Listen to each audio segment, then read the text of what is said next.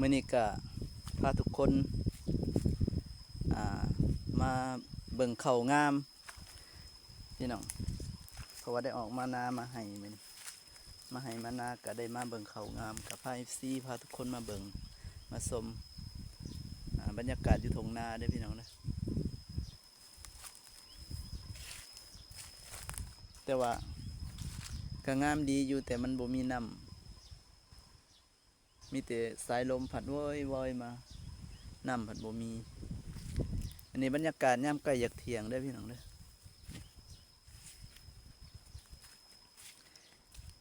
อันนี้สิเป็นข้าวหน้าหยอดแต่ละปีก็บ่เคยหยอดจักเถื่อกับปีนี้เป็นปีแรกหยอดลองเบิ่งบ่เคยหยอดน้ำหมูจักเถื่อแต่ว่าปีนี้ก็เป็นปีแรกซื้อเครื่องหยอดตัวเองมาหยอดเบิ่งกับพอประมาณนี้ได้พี่น้องเขาก็งามอยู่แต่พี่น้องเคยหยอดกะสิเข้าใจกว่าเนาะเพิ่นบ่เคยหยอดมาก่อน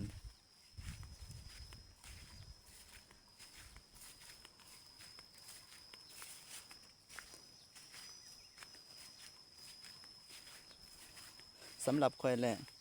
หากระหยอดปีทำอิฐปีนี้ถ้าว่ามันได้หับผลดีกะปีหน้าก็สิ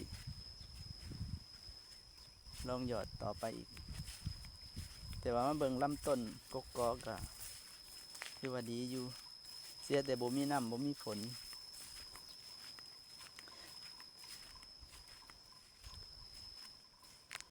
วิธีข่อยหยอดนี่ข่อยหยอดนั้นผสมกับปุ๋ยได้พี่น้องแต่ว่าพี่น้องหยอดนี่ก็ใส่ปุ๋ยน้ำบ่อหรือบ่แต่ว่าข่อยนี่ต้องได้ใส่ปุ๋ยน้ำ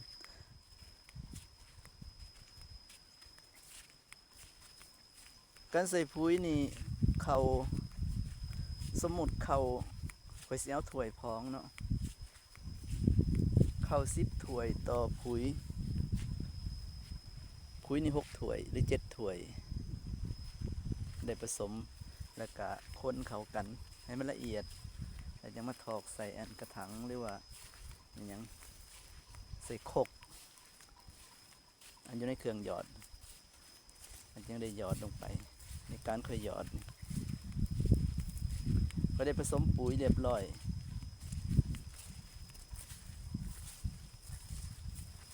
แต่ว่าพี่น้องหยอดนี่พี่น้องก็ใส่ปุ๋ยคือกันบ่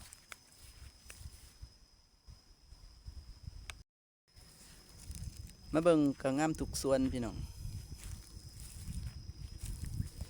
แต่ว่ายังมาลุ้นเรื่องหมากเด้อพี่น้องเด้อเดือน12ก็มาลุ้นบอกว่าหมากมันก็แล้วมาเทียบใส่กับเฮาดำจะได้สิได้กว่ากันแต่ว่าเบิ่งลำต้นหยอดกับดำนี่ก็โอ้ถือว่าหยอดนี่ไปกว่าเด้อพี่น้องหยอดนี่งามกว่าเพราะว่าเฮาได้ใส่ปุ๋ยน้ำเด้อพี่น้องเด้อไผสิหยอดก็ตามแต่ว่าต้องได้ใส่ปุ๋ยให้ใส่โลดเพราะว่ามันงามกันใส่ปุ๋ยแล้วมันงามที่วันนี้นี่มาเบิ่งนี่เฉพาะเขาค่อยนี่ไม่ได้ใส่ปุ๋ยน้ำคือค่อยว่าวหั่นแหละเขา10ถ้วยต่อปุ๋ย6ถ้วยหรือ7ถ้วยมาผสมใส่กันแล้วจึงไปถอกใส่คกเครื่องหยอดแล้วจึงมาหยอดได้พี่น้องเด้อ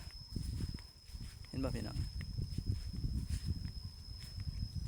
อันนี้สิเป็นหน้าหยอด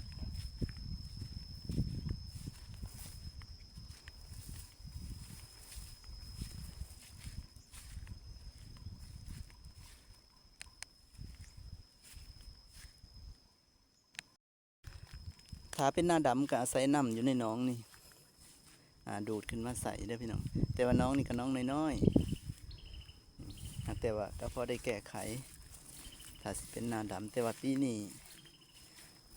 บ่ได้ดำหยอดก็เลยบ่ได้ใส่น้ำในน้องนี้ถ้าบ่พอในน้องนี่ก็ได้ดูดขึ้นมาจากห้องน้ำแต่ว่าปีนี้บ่ได้ใส่เพราะว่าหยอดมัดหน้าข่อย2 ถุงถือว่าหยอดมัด2 ถุงเลยบ่ได้ดำพอต้นพอกอเด้อพี่น้องเด้อ เบิ่งมาส้มน้ำกันฝากติดตามฝากกดไลค์กดแชร์กดติดตามให้กำลังใจกับส่องเบาคำนี่เด้อพี่น้อง